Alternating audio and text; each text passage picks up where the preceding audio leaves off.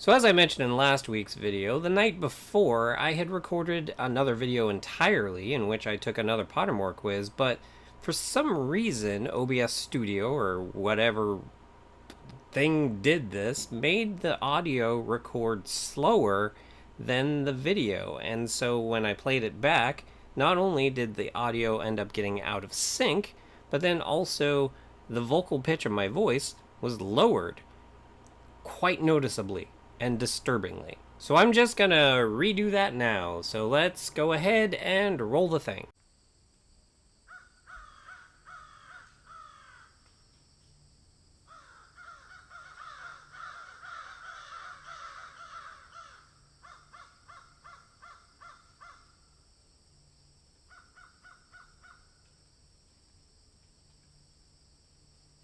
Hey guys, Sean here. So 2 weeks ago I did the Hogwarts House Sorting Hat quiz on Pottermore, and there was actually a reason that I ended up doing it at that time that I didn't mention in that video.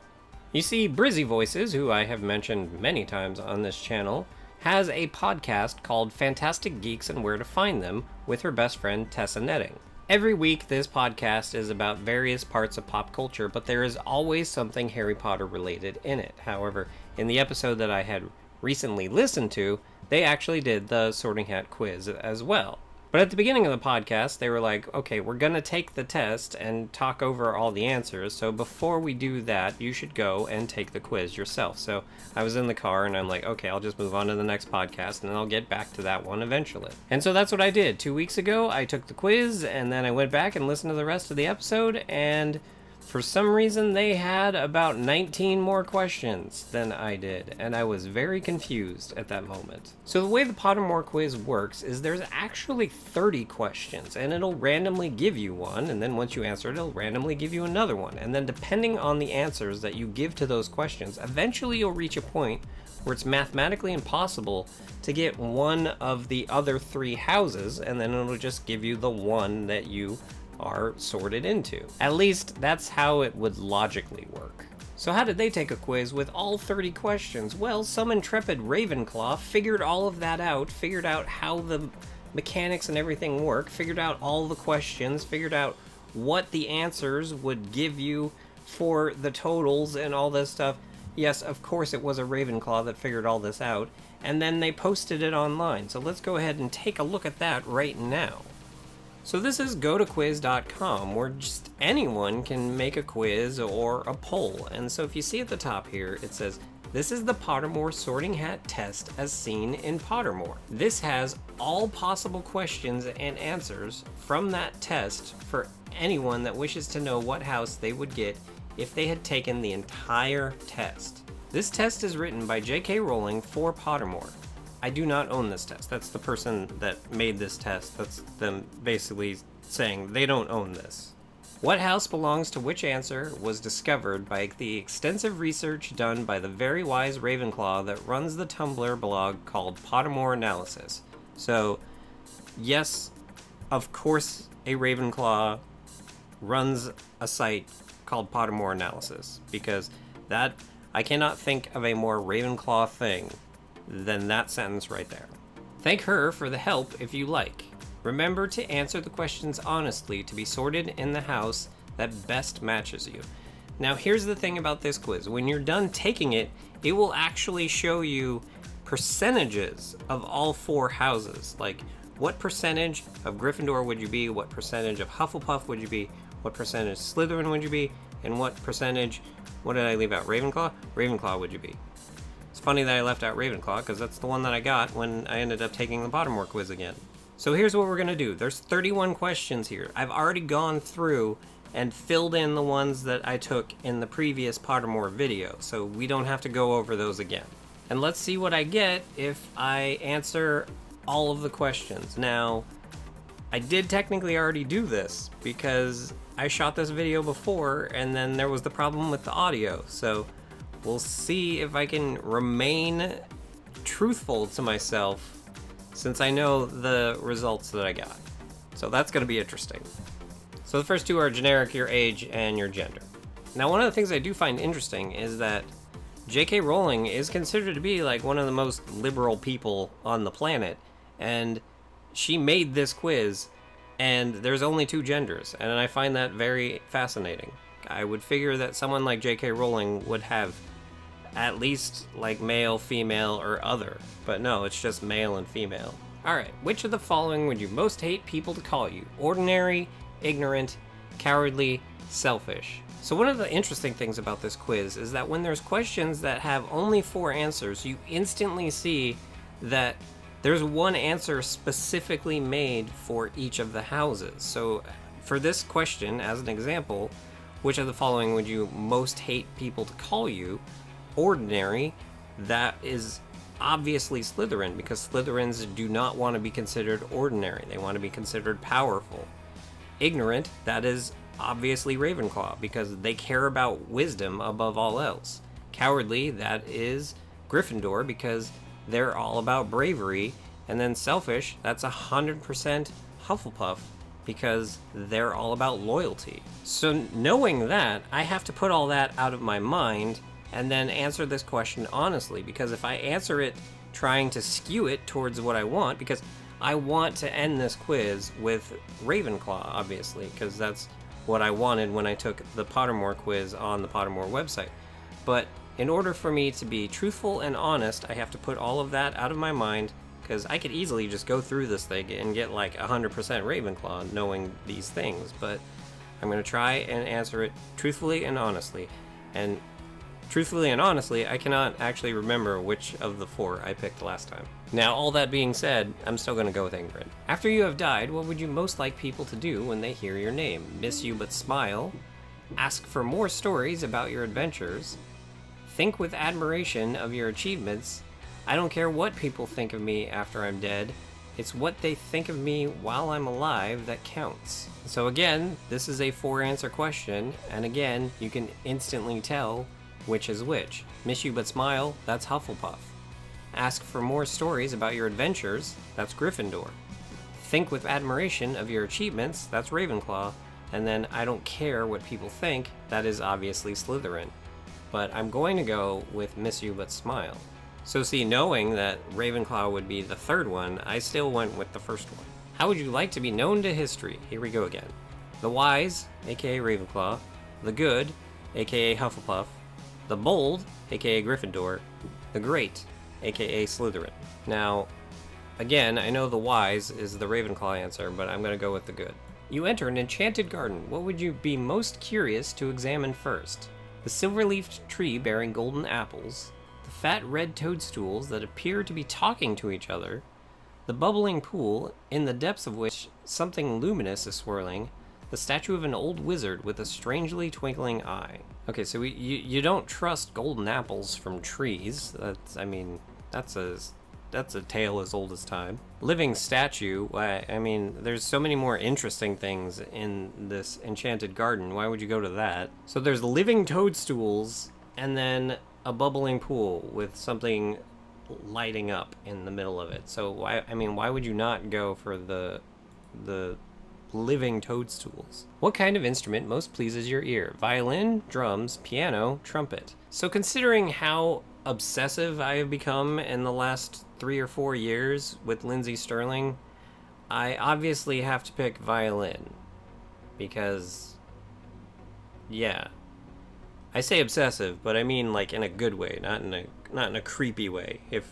that's at all possible. 4 boxes are placed before you. Which would you try and open? The small tortoiseshell box, embellished with gold, inside which some small creature seems to be squeaking. The gleaming jet black box with a silver lock and key, marked with a mysterious rune that you know to be the mark of Merlin. The ornate golden casket, standing on clawed feet, whose inscription warns that both secret knowledge and unbearable temptation lie within. The small pewter box, unassuming and plain, with a scratched message upon it that reads, "I open only for the worthy." Okay, so that one, I am not confident enough in myself to believe that I am worthy, so I wouldn't waste my time with that one. The one with the squeaking animal in it, I kind of already know what's in that. There's some sort of creature, so it's more interesting to see what's in the other 2. Secret knowledge and an unbearable temptation lie within. that seems a little daunting, so I'm actually going to go with the one that has the mark of Merlin on it. 4 goblets are placed before you. Which would you choose to drink? The foaming, frothing, silvery liquid that sparkles as though containing ground diamonds. The smooth, thick, richly purple drink that gives off a delicious smell of chocolate and plums. The golden liquid, so bright that it hurts the eye and which makes sunspots dance all around the room. The mysterious black liquid that gleams like ink and gives off fumes that make you see strange visions. Okay, so that's obviously black tar heroin. So I wouldn't be drinking black tar heroin. So the purple drink, that was close. That almost got me, but then it was chocolate and plums. See, if it was something else, then I would probably go for it. But I'm not a big fan of plums, so that one loses. So that leaves the diamond drink and then the one that makes you blind. I'm going to go with the diamond drink. A troll has gone berserk in the headmaster's study at Hogwarts. It is about to smash, crush, and tear several irreplaceable items and treasures, including a cure for dragonpox, which the headmaster has nearly perfected, student records going back 1,000 years, and a mysterious handwritten book full of strange runes believed to have belonged to Merlin. In which order would you rescue these objects from the Trolls Club if you could? Okay, so a cure for dragonpox is probably the most important thing. And then Merlin's book is second most important because student records, not all that important. So it's dragonpox, Merlin's book, and student records. So the first one. Which would you rather be? Trusted, liked, imitated, praised, envied, feared? Okay, so I don't want to be feared and I don't want to be envied.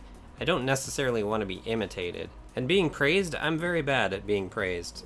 I don't react the best to being praised. And then there's liked and trusted. I don't feel you can be liked without being trusted. So I guess I'm going to go with trusted. If you could have any power, which would you choose? The power to read minds, the power of invisibility, the power of superhuman strength, the power to speak to animals, the power to change the past, the power to change your appearance at will. Okay, so first let's eliminate the ones that would corrupt you absolutely. Power to read minds. There's no way if you had the power to read minds that wouldn't eventually turn you evil. Same with the power of invisibility. You would eventually turn evil. The power to change the past, that is way too much power for one person to have, thus evil. The power to change your appearance at will, not as evil as the other three, but you would probably eventually become evil. So that leaves superhuman strength and power to speak to animals. I'm going to go with the power to speak to animals because that seems more useful than superhuman strength, and it's easier to hide. One of your housemates has cheated in a Hogwarts exam by using a self-spelling quill. Now he has come top of the class in charms, beating you into second place. Professor Flitwick is suspicious of what happened. He draws you to one side after his lesson and asks you whether or not your classmate used a forbidden quill.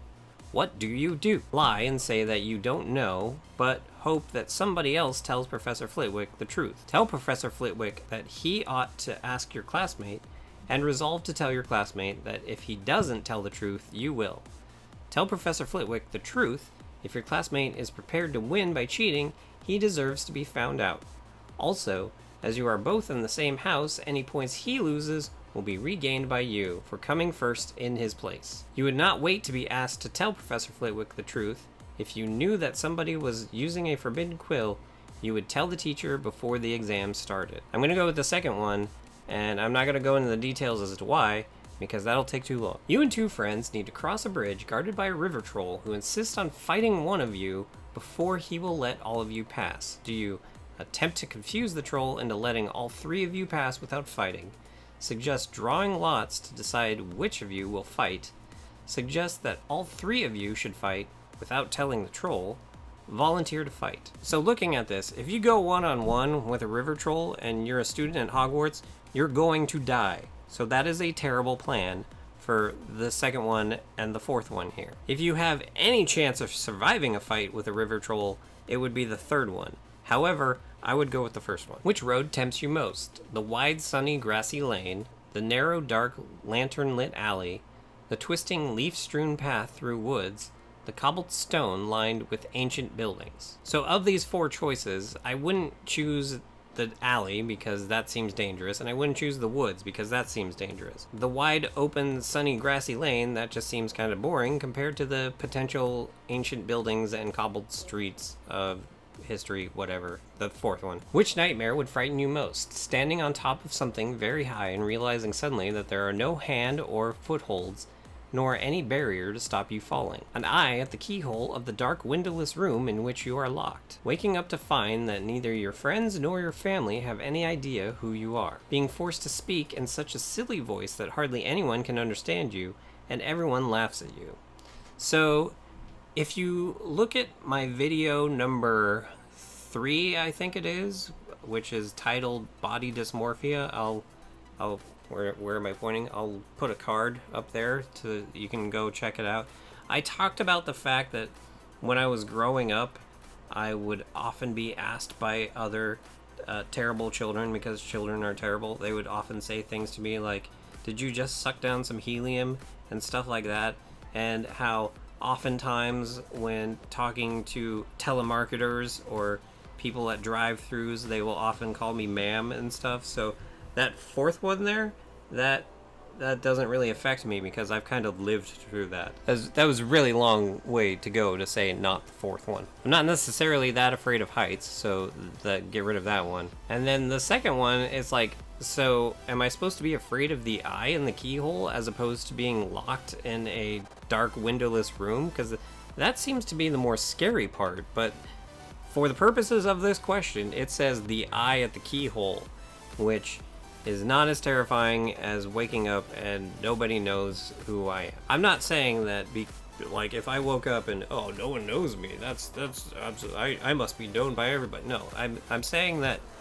So the second one is being locked in a dark and windowless room, which is quite possibly the most isolating feeling there could potentially be, because you are all alone in a dark windowless room. The only thing that could potentially be more isolating is waking up and nobody knows who you are, because at least in the dark windowless room there is some sort of understanding why you're all alone, because you're in a dark windowless room. If you wake up and no one knows who you are, that's just a whole other level of terrifying. I don't think I explained that well, my thought process there, but I'm gonna move on. Late at night, walking alone down the street, you hear a peculiar cry that you believe to have a magical source. Do you proceed with caution, keeping one hand on your concealed wand and an eye out for any disturbance? Draw your wand and try to discover the source of the noise. Draw your wand and stand your ground. Withdraw into the shadows to await developments while mentally reviewing the most appropriate defensive and offensive spells should trouble occur. Okay, so definitely not either of the middle two, because if your first instinct is go for my wand, that's not a good way to live. So I wait in the shadows to see what happens, or proceed with caution while keeping my hand on the wand, and I'm actually going to go with the fourth one. So now we have 4 this or that questions. So dawn or dusk? Dusk, because I hate the morning. Moon or stars? There's way more stars than there are moons, so that's... Well, actually, is that... Yeah, that is the case. I was about to say, I mean, because there's only one... No, there's like bajillions of moons, but there's 100 bajillions of stars, so... Although every star potentially has multiple moons surrounding it, so there is potentially more moons than there are stars. Still, stars are more important than moons. Black or white? I'm gonna go with black. Heads or tails? Now I'm gonna go with heads, and here's the reason for that. My favorite comic book villain is Two-Face, who is known for having a double-headed coin that he flips in order to make decisions. One side is scarred up, so that's how it's either good decision or bad decision.